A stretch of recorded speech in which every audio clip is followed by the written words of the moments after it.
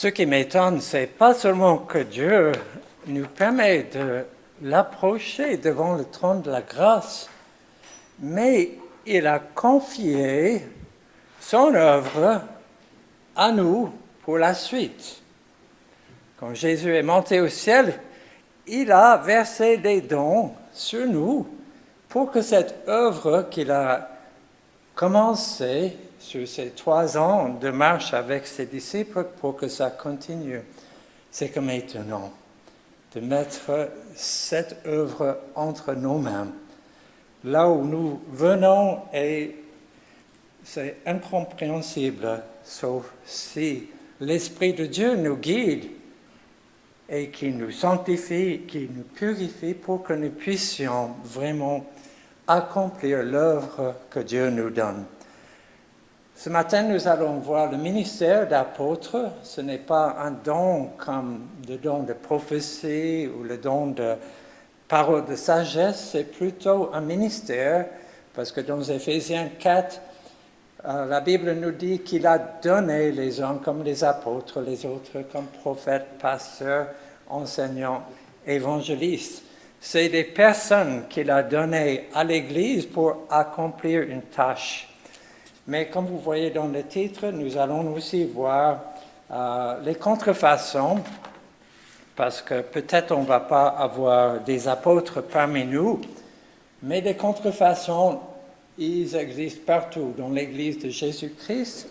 Et j'aimerais parler dans la deuxième partie du message sur comment voir des contrefaçons et que faire avec. Voilà. Donc, pour la partie, le ministère de l'apôtre, nous allons voir 3 choses.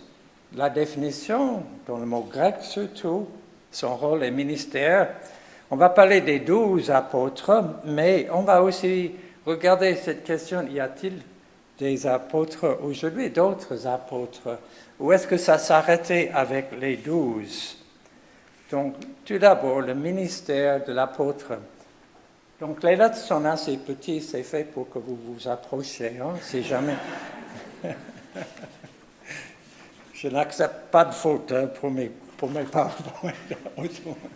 Voilà, c'est déjà un bon signe si on parle de contrefaçon, n'est-ce pas?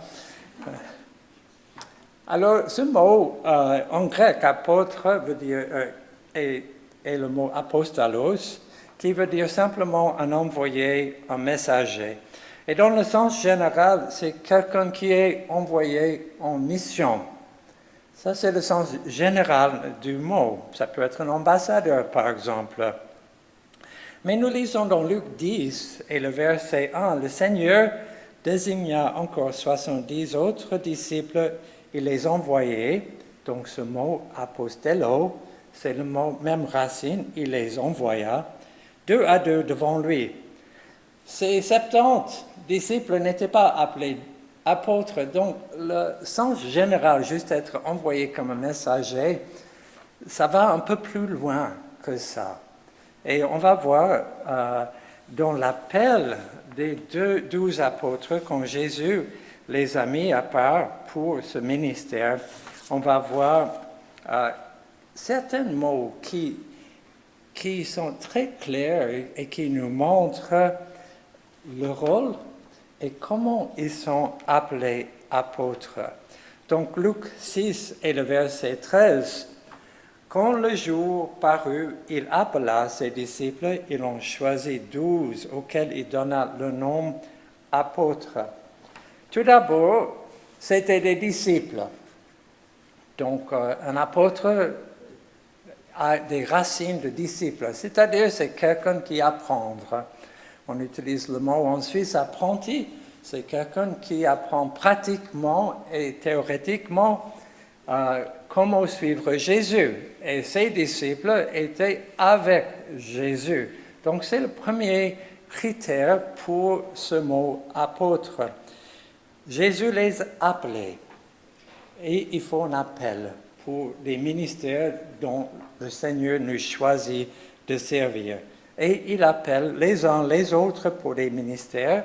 Et ici, il a appelé 12 hommes pour être apôtres. Il a choisi.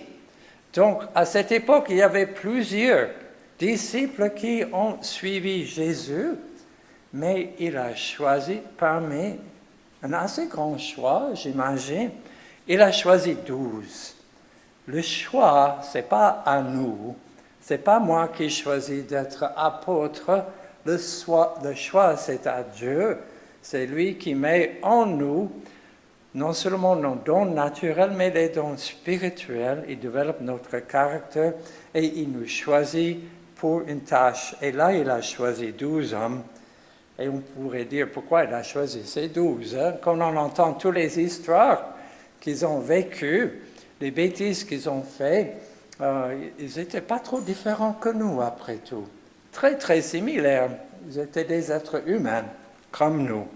Mais Jésus les a choisis, il les a formés, il les a établis. Bon, ça c'est le prochain verset dans Marc 3, les versets 14 à 15.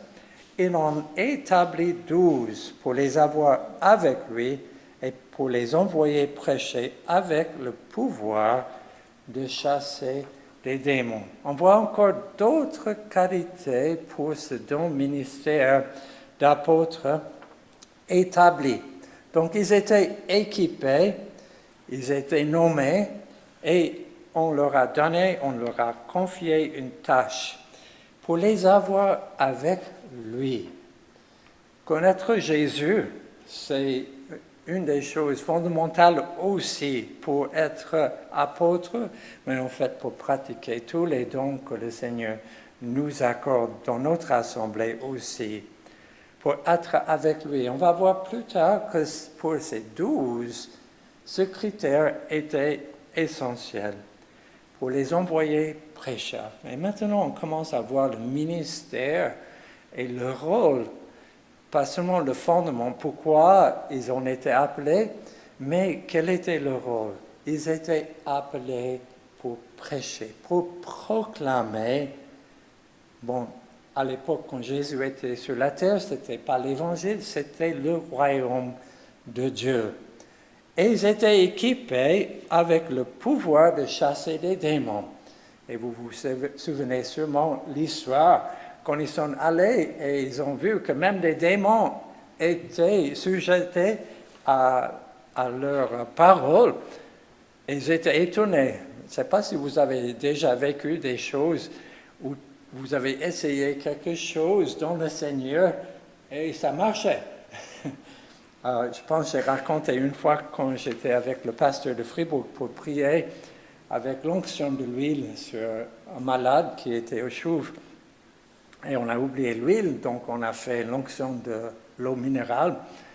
Et le lendemain, on a entendu qu'il a été miraculeusement guéri. Et j'ai demandé au pasteur, c'était vous qui avez la foi? Non, c'était pas moi. C'était pas moi non plus. Parfois, on est étonné que ça marche. Mais il faut découvrir aussi. Mais on ne peut pas découvrir si on n'essaie pas non plus. Donc, voilà, les disciples ont reçu ce pouvoir. Jésus leur a confié ce pouvoir. Et quand ils ont utilisé le pouvoir que Jésus leur a donné, c'était des choses miraculeuses et merveilleuses. Donc, ça, c'était un peu le rôle des apôtres, en fait, d'être choisis, d'être avec Jésus, mais aussi avoir un ministère de proclamer, de prêcher le royaume de Dieu et plus tard l'évangile, la bonne nouvelle.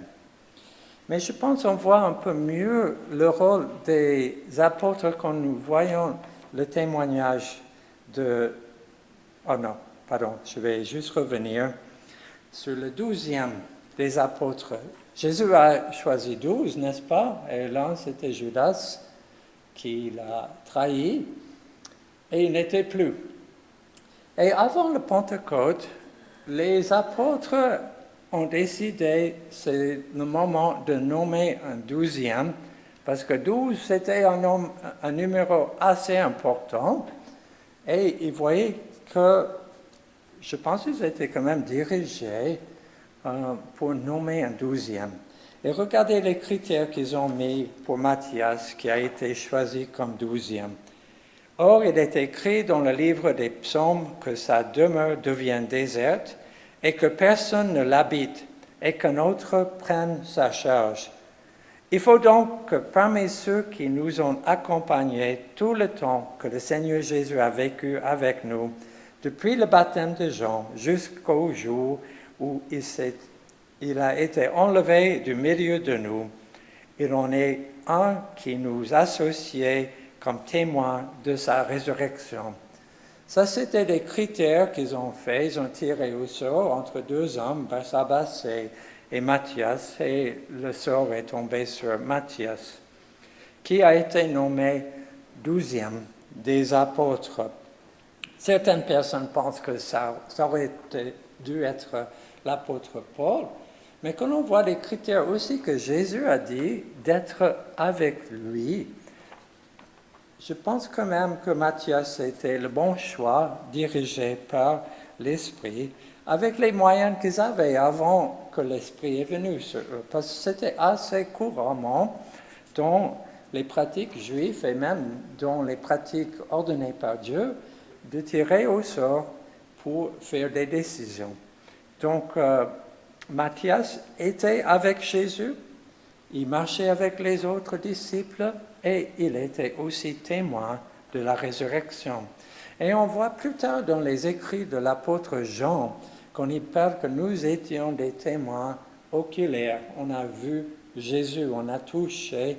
C'était important pour le témoignage, pour le fondement de l'Église primitive qui était en train d'être construite, que ce soit parmi les 12 qui ont vu Jésus, ont marché avec lui et sont témoins de sa résurrection. Parce qu'il faut quand même dire que le message de la résurrection, c'était le message clé de l'Évangile. Nous parlons surtout dans nos temps de la croix et que nos péchés sont payés.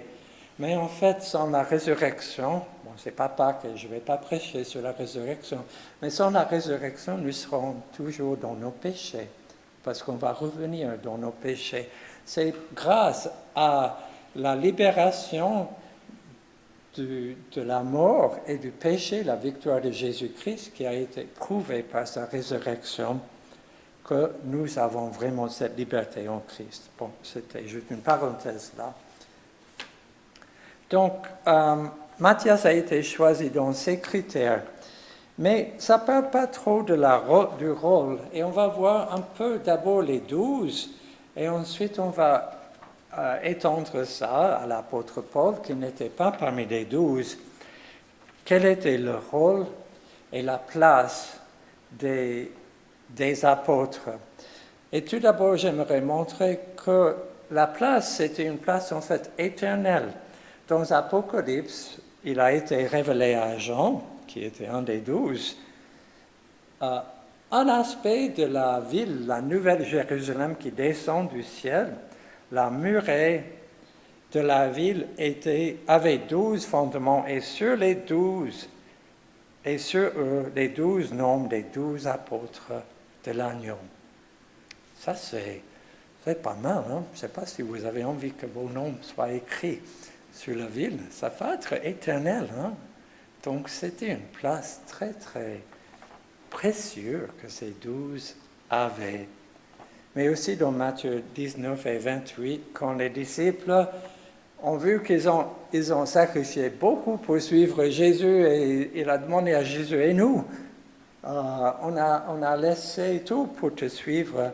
Jésus leur répondit, je vous le dis en vérité, quand le Fils de l'homme, au renouvellement de toutes choses, sera assis sur le trône de sa gloire, vous qui m'avez suivi, vous serez de même assis sur 12 trônes et vous jugerez les 12 tribus d'Israël. Donc, comme Abraham, comme Isaac, comme Jacob, comme Moïse, les 12 apôtres, les 12 originales, plus Matthias, les 11 plus Matthias, ont une place très, très spéciale dans le royaume de Dieu. Bon, ça c'est un peu l'histoire. Et est-ce qu'il y a d'autres apôtres? On viendra sur cette question. Mais déjà, on voit que Paul était un autre apôtre, et on va voir juste dans ces paragraphes dans Romains 15 un peu le ministère des apôtres qui est différent que les autres ministères que nous voyons dans la Bible. Et il raconte un peu ce qu'il vit ici, Paul, car je n'oserais mentionner aucune chose que Christ n'ait pas faite pour moi pour amener les païens à l'obéissance par la parole et par les actes, par la puissance, donc on voit la puissance à nouveau des miracles et des prodiges, par la puissance de l'Esprit de Dieu, en sorte que depuis Jérusalem et les pays voisins jusqu'en Illyrie, j'ai abondamment répandu l'évangile de Christ et je me suis fait honneur d'annoncer l'évangile là où Christ n'avait point été nommé, afin de ne pas bâtir sur le fondement d'autrui, selon qu'il était écrit. Ceux qui n'avaient point été annoncés verront, et ceux qui n'en avaient point entendu parler comprendront. Oui.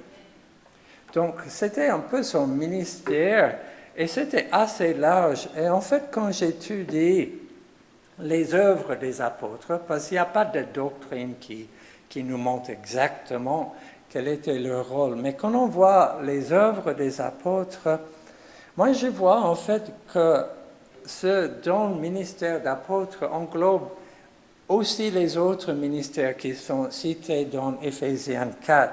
Il a donné les uns comme apôtres, les autres comme prophètes, les autres comme évangélistes, les autres comme pasteurs et docteurs.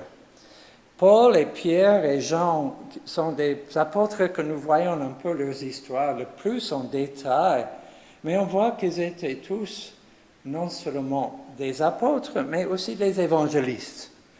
Ils annonçaient, proclamaient la bonne nouvelle.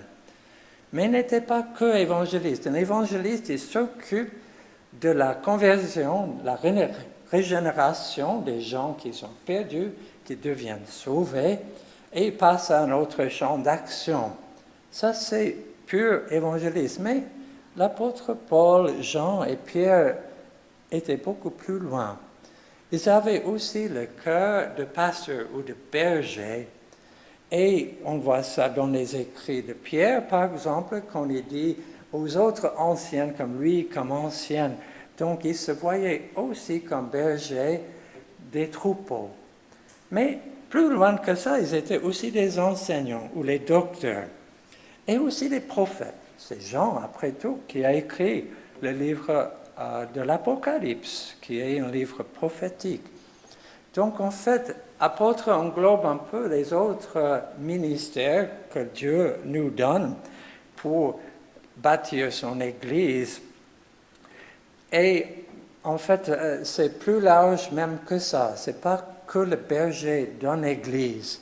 On voit surtout, et ici on voit l'apôtre Paul qui dit qu'il va dans un autre endroit pour annoncer l'évangile, pour ne pas bâtir sur le fondement d'autrui. Donc en fait, les apôtres étaient des pionniers. Ils étaient envoyés sur les régions qui n'ont pas encore entendu l'évangile. On peut parler par exemple des missionnaires qui ont un travail similaire, mais souvent des missionnaires sont que des évangélistes et ils vont pour annoncer la bonne nouvelle. Ce n'est pas la même chose qu'un apôtre. Un apôtre va en fait aller d'endroit à endroit, établir les églises, comme on voit dans les voyages missionnaires de Paul. Mais ce n'est pas seulement créer des églises et partir. Paul nous a écrit, on a ces lettres aux églises, aux Thessaloniciens, aux Philippiens. Il a écrit à ces églises pour les garder dans la foi et continuer à les instruire. Et on voit bien qu'enseigner, c'était un don aussi que les apôtres avaient besoin pour établir ces églises. Et il a fait un deuxième voyage missionnaire pour visiter les églises, pour voir comment ils vont. Il a envoyé ses disciples pour obtenir des nouvelles. Il priait régulièrement.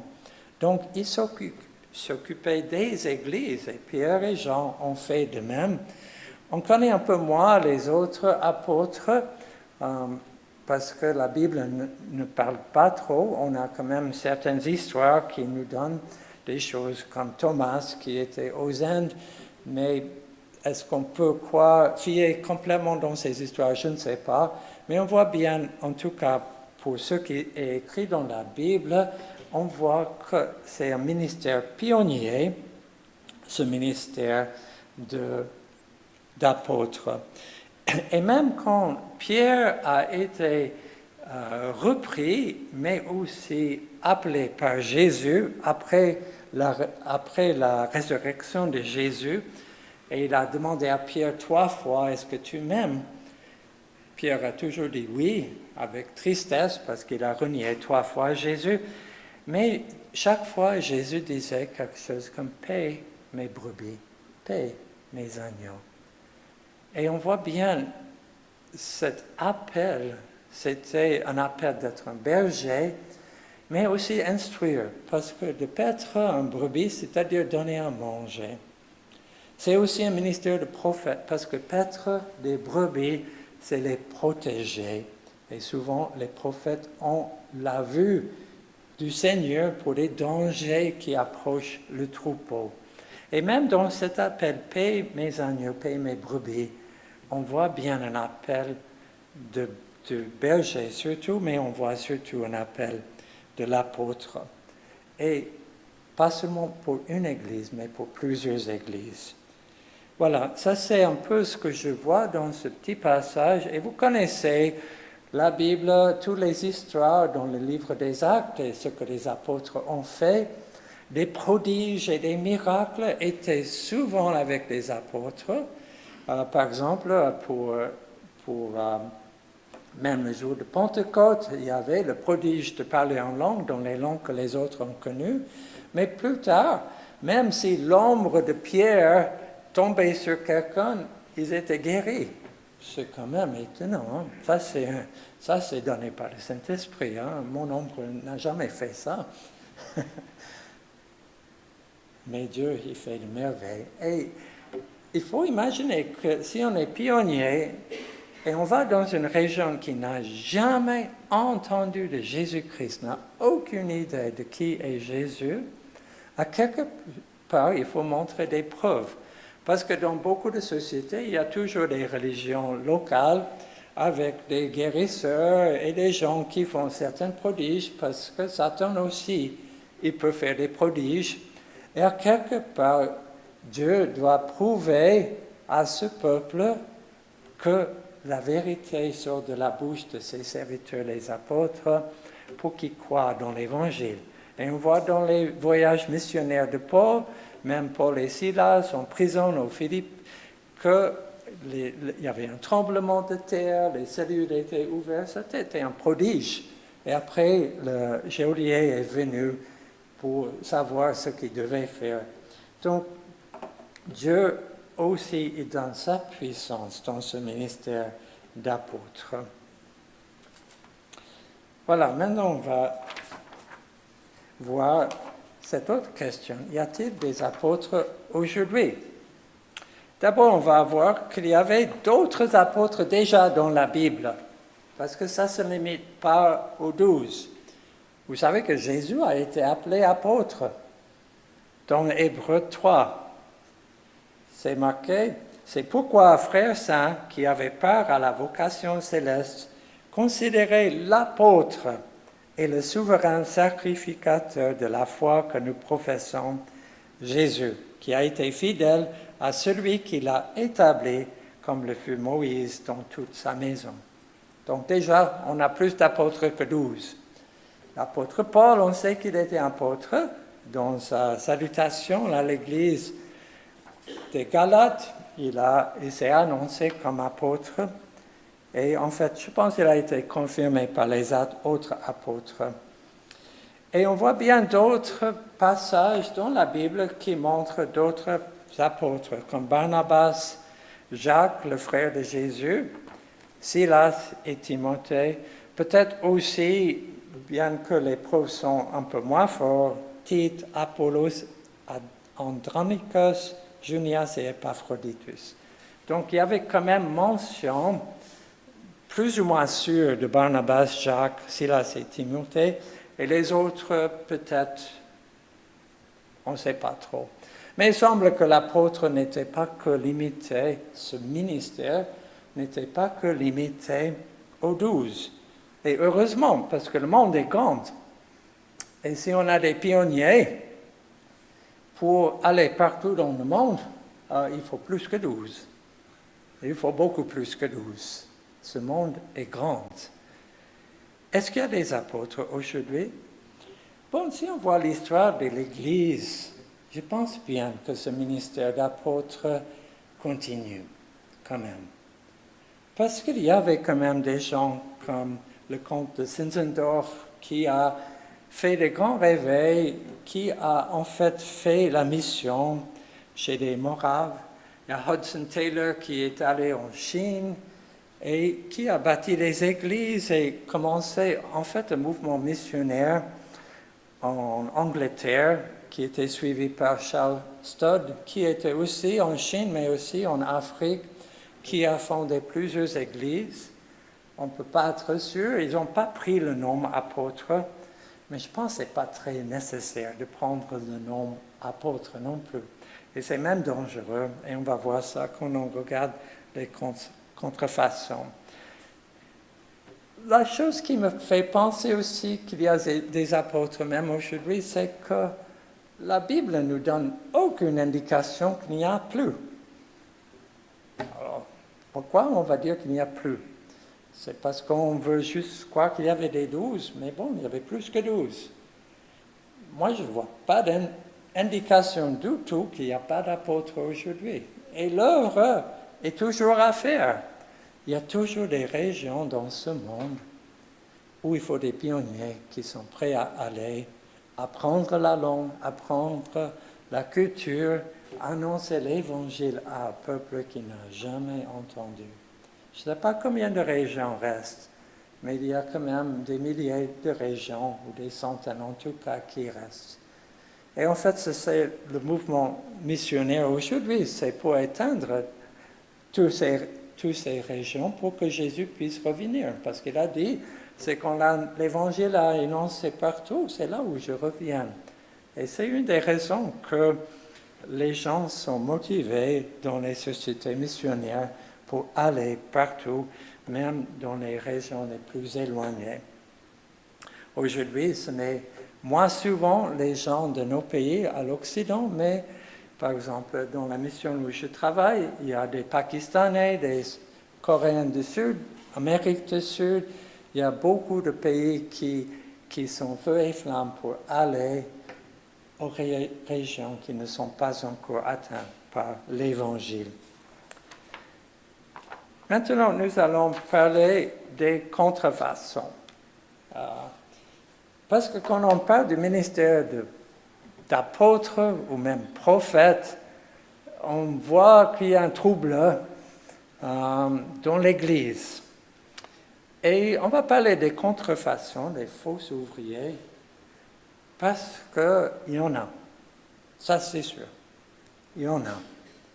Mais en fait, il y a des contrefaçons pour presque tout dans ce monde aujourd'hui, n'est-ce pas? Même des gens qui vont sur TikTok et qui veulent se montrer grands, on voit que tout est truqué. Il y a des contrefaçons pour tout. Mais on va parler des contrefaçons. Que faire s'il y a des contrefaçons ou des faux ouvriers? On va parler de l'argent d'abord.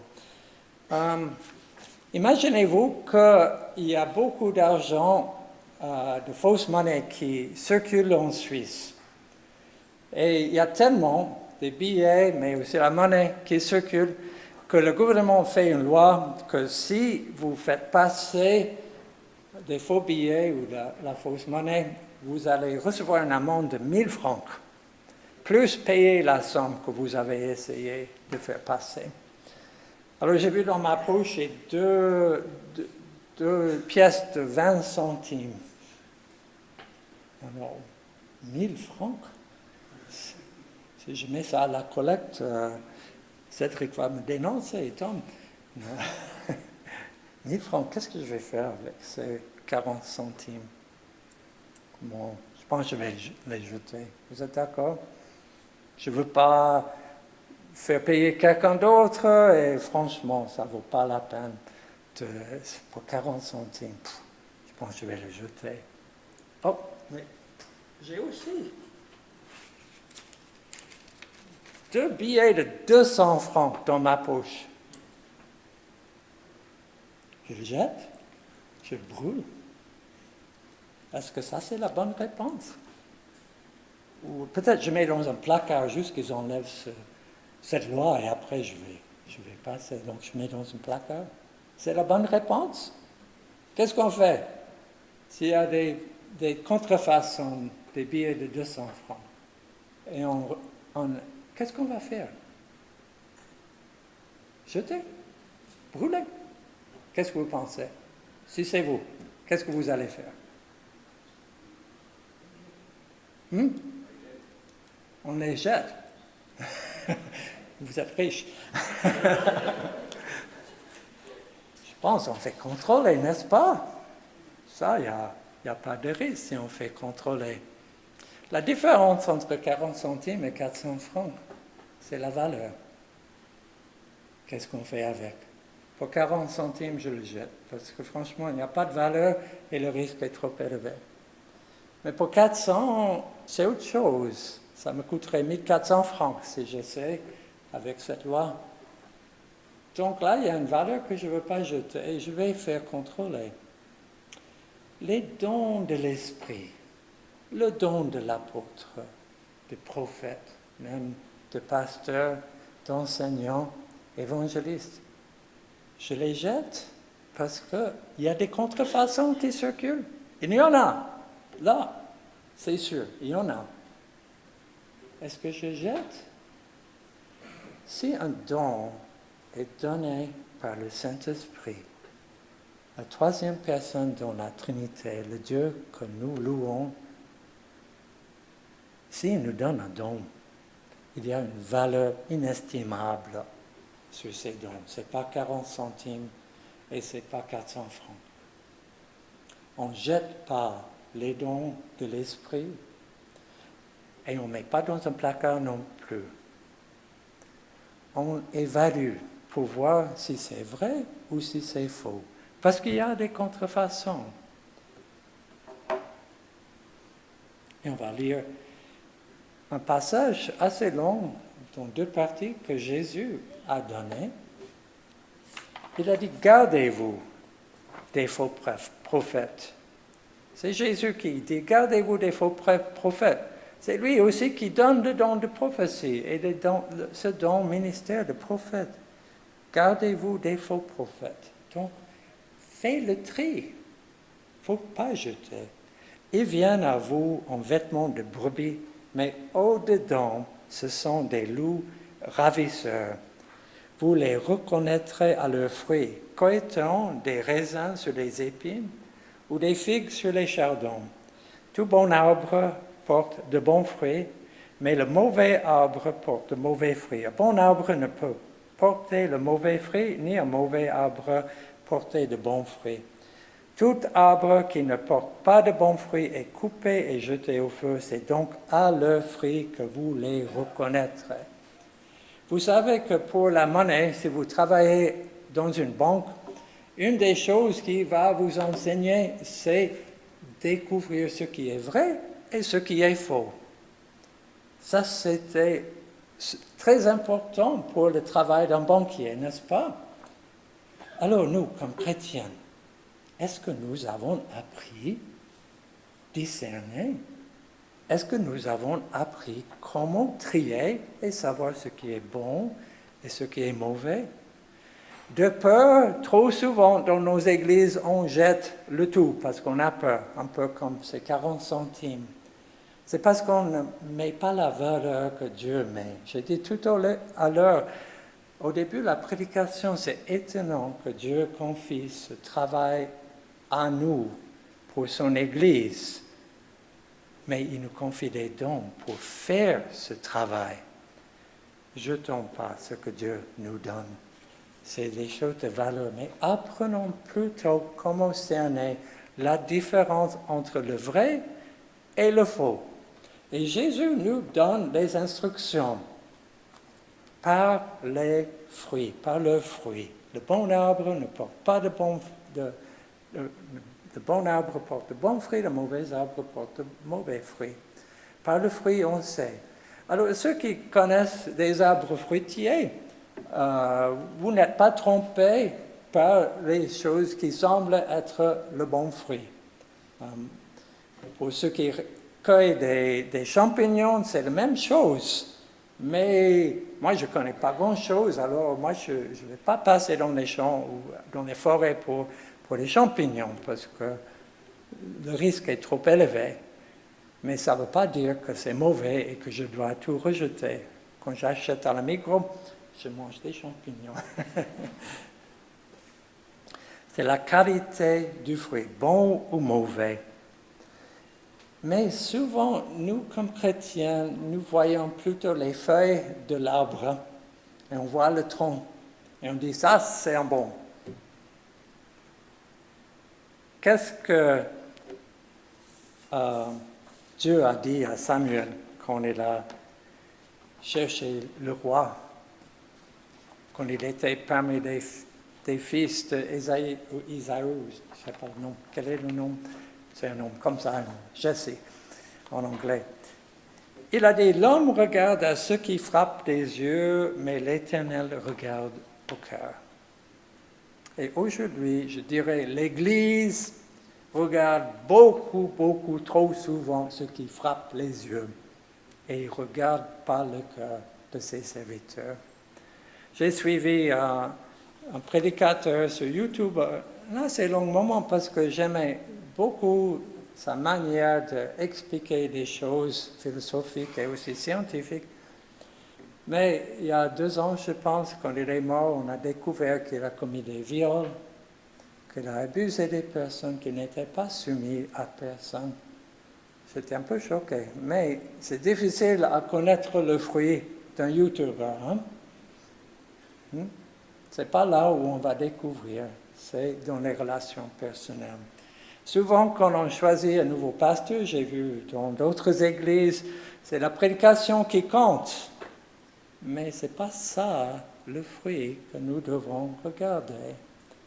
Nous regardons souvent des résultats, ce qui frappe des yeux, quelqu'un qui parle bien, et on est trompé. Bon, le Seigneur nous appelle des agneaux ou des brebis, et vous savez que ce n'est pas l'animal le plus intelligent, et nous ne sommes pas toujours les plus intelligents non plus.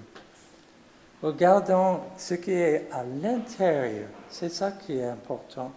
Et dans ce même passage, si on parle des résultats,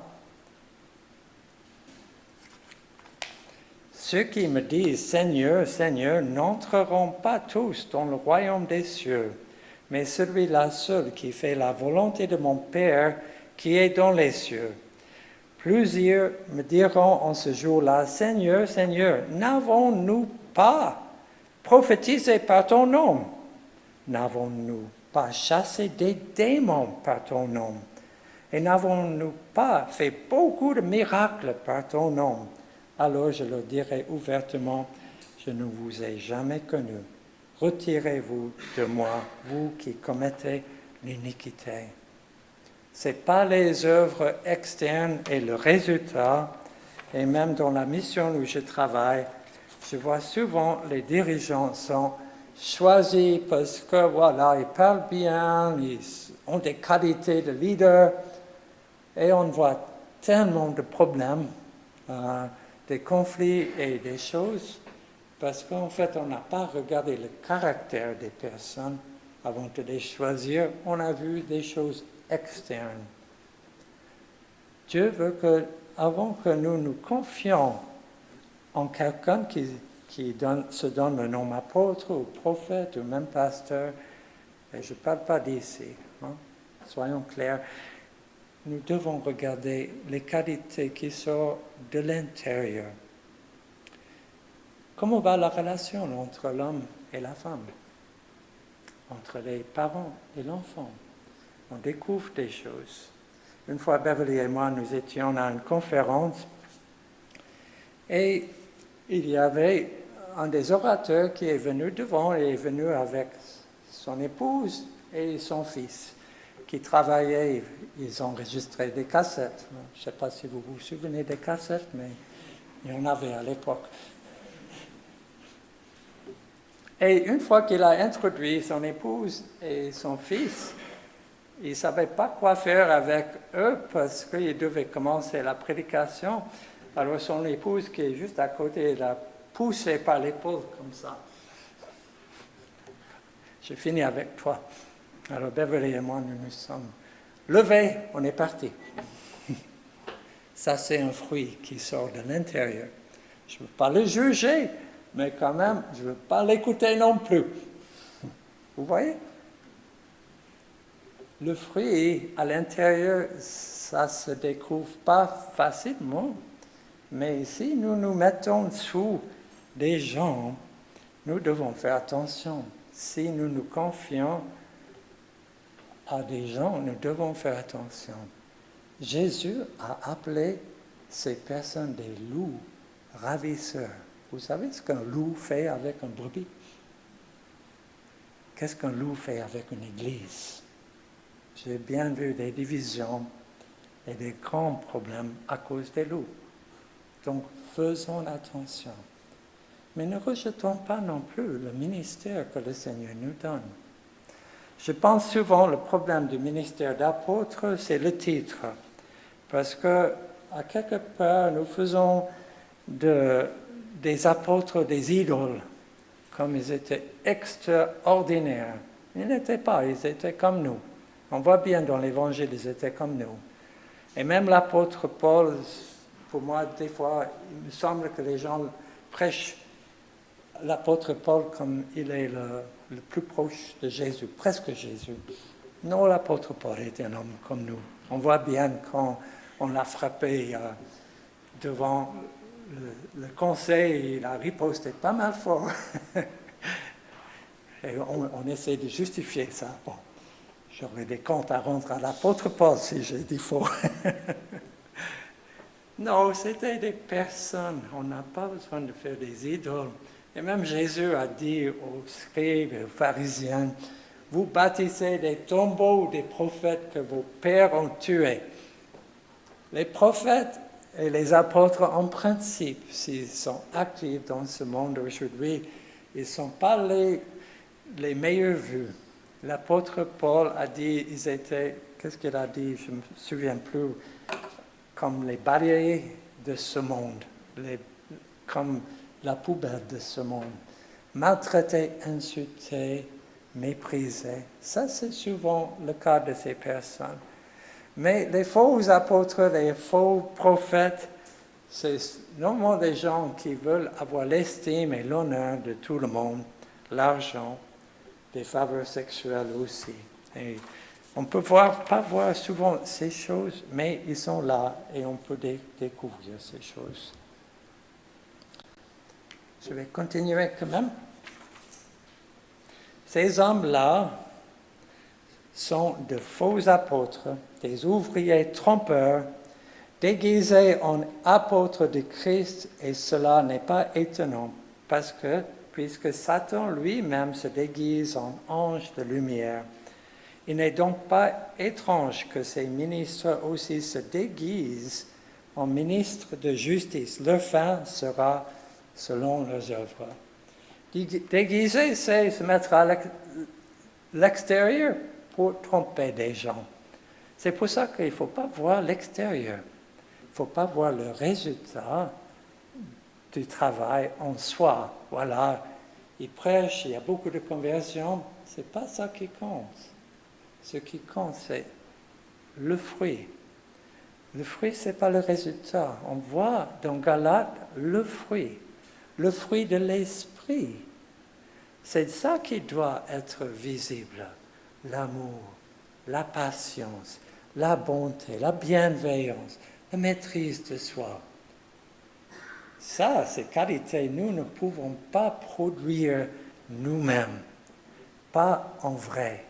On peut imiter un moment, mais la patience, au bout d'un petit moment, on voit bien, ça ne tient pas. Et on voit un énervement. Hein? Alors, je vois des têtes qui se voient, surtout entre les couples. Je vais juste dire une chose. Il ne faut pas attendre que quelqu'un soit parfait avant qu'on peut dire qu'il est apôtre ou un prophète. Ce n'est pas ça. Mais je dirais, s'il n'est pas parfait, on voit l'impatience. Est-ce qu'il est en route de devenir parfait? Est-ce qu'il accepte les commentaires, les critiques, les remises en question? Et ça, c'est là où souvent on voit les loups, parce qu'ils n'acceptent pas du tout. Tu m'aimes pas quand tu dis ça. C'est toujours une définition d'amour où il faut toujours être gentil. Jésus a sévèrement repris les gens, même ses apôtres. Ceux qui ont suivi Jésus pour devenir apôtres ont reçu cette correction et ont été changés. Ceux qui ont refusé, en fait, c'était des loups. C'est une des raisons, on peut voir la différence. Dans nos imperfections, comment est-ce que les gens vont réagir? Est-ce qu'ils vont accepter et faire le nécessaire pour grandir et pour être différents? Ça, c'est vraiment une clé très importante. Déguisé en apôtre de Christ. En fait, c'est Satan qui envoie ses contrefaçons dans l'Église pour le détruire. Il n'y a pas de doute. Il envoie des faux ouvriers dans l'Église pour le détruire. Peut-être il n'y en a pas aujourd'hui parmi nous. Je ne dis pas que je vois quelque chose, non. Mais tôt ou tard, il va nous envoyer aussi des gens. Une des choses que moi je vois personnellement, ces gens-là, ils veulent toujours grimper et monter pour obtenir le pouvoir ou l'influence sur les autres. Il y a comme presque une soif d'être reconnu et d'avoir une influence chez les autres. On utilise une autorité, mais l'autorité, c'est contre les personnes, pour les obliger de le suivre par la culpabilité, par différents moyens de pousser les gens à suivre. Ce n'est pas l'autorité sur Satan, c'est l'autorité sur les gens. Jésus n'a jamais utilisé une autorité sur les gens. Même en Jean 6, quand tout le monde partait parce que Jésus a dit, si vous ne mangez pas ma chair et buvez mon sang, vous ne pouvez pas me suivre. Il a regardé à ses disciples, vous voulez partir aussi? Il n'a obligé personne à le suivre. Tout est volontaire dans le royaume de Dieu. Et ces faux ouvriers, ces loups, ils vont obliger les gens de les suivre par les différentes manières de pression. Je suis un peu perdu dans mes notes, mais on va voir. OK. Ici, on a un exemple dans la Bible où l'apôtre Paul a visité l'église d'Éphèse, dans le livre des Actes. Il a dit, « Je sais qu'il s'introduira parmi vous après mon départ les loups cruels qui n'épargneront pas le troupeau. » Mais on relit dans l'Apocalypse 2.2 l'église de l'Éphèse, où Jésus dit, « Je connais tes œuvres, ton travail et ta persévérance. Je sais que tu ne peux supporter les méchants que tu as éprouvés, ceux qui se disent apôtres et qui ne le sont pas, et que tu as trouvé menteur. » Utiliser le titre apôtre, je dirais aujourd'hui, il vaut mieux pas. Même prophète. Je pense que j'ai rencontré un apôtre quand j'étais en Asie, dans un de mes voyages. Il ne travaillait pas pour notre mission, il travaillait pour une autre, comme enseignant dans une école de langue. Et j'avais 1 heure où mon rendez-vous, la personne qui allait venir était en retard et j'avais 1 heure et j'ai discuté avec ce prof d'anglais. Il est venu des Philippines. Je lui ai dit, dis-moi ton histoire. Et il commençait à raconter son histoire. Il a dit, bon, j'ai travaillé aux Philippines d'abord, et je visitais plein de petits villages dans les îles, et j'ai fondé une vingtaine d'églises. C'est pas un prof d'anglais devant moi. Et j'ai dit, comment tu as fait ça? Moi, j'allais, je prêchais. Dieu m'a donné des miracles pour que les gens m'écoutent. Et j'ai fondé une vingtaine d'églises. Et après, j'ai formé des disciples. Je suis allé avec eux pour prêcher. Ils m'ont regardé la prochaine fois. Je suis allé avec eux et j'ai dit, maintenant, ton tour de prêcher. Ils ont fait. Et après, le troisième tour, ils allaient seuls. Et je me suis dit, ouh. Je me souviens plus son nom. Hein. Et il n'a pas pris le titre apôtre, mais peut-être un jour on va entendre ce titre pour ce ministère. Et je pense que ça c'est aussi une chose qu'on voit dans le royaume de Dieu. On ne vit pas sur les titres. On n'a pas besoin. Quand le Seigneur est avec nous, on fait le travail. Le titre est peu important. Mais le titre d'apôtre et prophète, je dirais, sont un peu dangereux parce qu'on fait presque des idoles des apôtres et des prophètes. Et peut-être les gens qui disent, et ici dans l'Apocalypse on voit que vous avez mis à l'épreuve ceux qui se disent apôtres. Donc ils ont pris le titre eux-mêmes, mais ils sont des menteurs.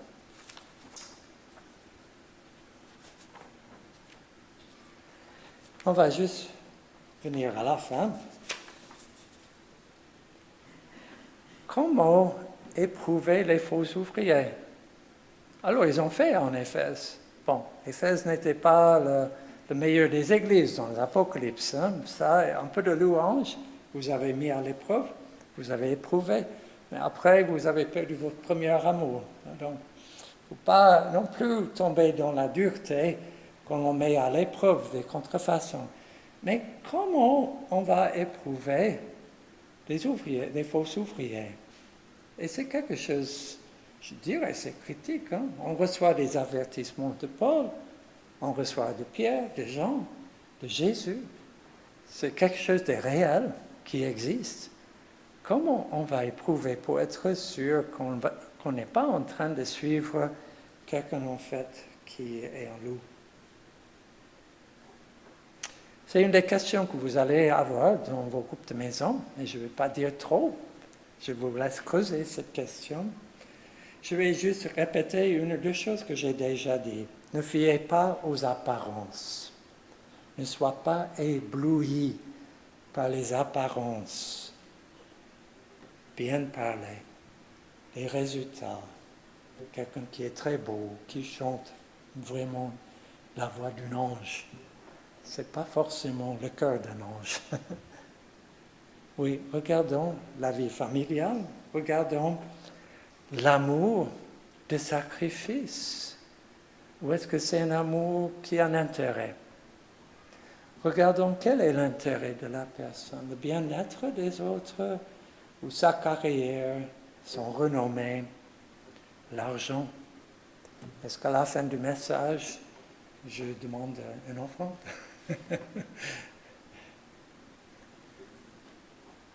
Les ambitions, l'humilité. Ça c'est difficile à imiter, l'humilité. On peut pour un moment, mais si on observe et regarde, on voit bien quand c'est l'orgueil déguisé en humilité.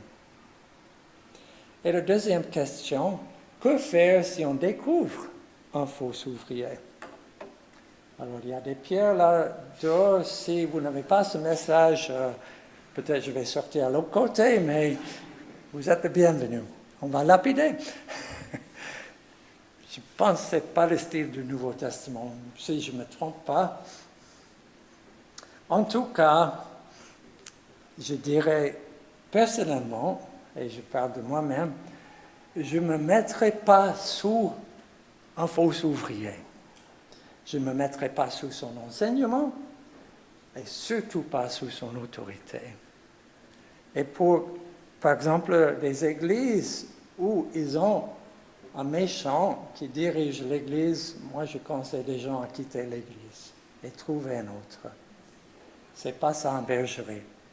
C'est ça vraiment des, des, des brebis qui sont pris pour leur argent, pour leur bien et pour le bien-être ou le pouvoir de l'autre. Donc personnellement, ne mettez pas vous sous un de ces faux ouvriers. Mais avertir les autres aussi. Ça ne veut pas dire qu'on va juste dénoncer tout le monde. Il y a beaucoup de prédicateurs que je vois, que j'écoute 3 minutes et quand ils commencent à vraiment dénoncer, souvent il y a l'envie là qui fait, je n'aime pas trop cela, mais quand même, fais des recherches et avertir s'il faut. Par exemple, s'il y a quelque chose ici, moi j'irai vers Tom ou vers Cédric ou vers Pierre et je vais juste le dire pour qu'on explore la chose pour être sûr si c'est seulement une mauvaise attitude qui a besoin d'être corrigée ou si c'est vraiment un danger. Donc, voilà, on ne va pas les laisser en place en tout cas. Et il faut savoir que Satan veut détruire les églises. Donc, tôt ou tard, il va envoyer des gens chez nous aussi. Il faut être prêt, mais il ne faut pas rejeter ce que le Seigneur nous donne. Et j'aimerais terminer avec ce verset dans 1 Thessaloniciens 5, les versets 19 à 22. N'éteignez pas l'esprit. Ne méprisez pas les prophéties, mais examinez toutes choses. Retenez ce qui est bon. Abstenez-vous de toute espèce de mal. Amen.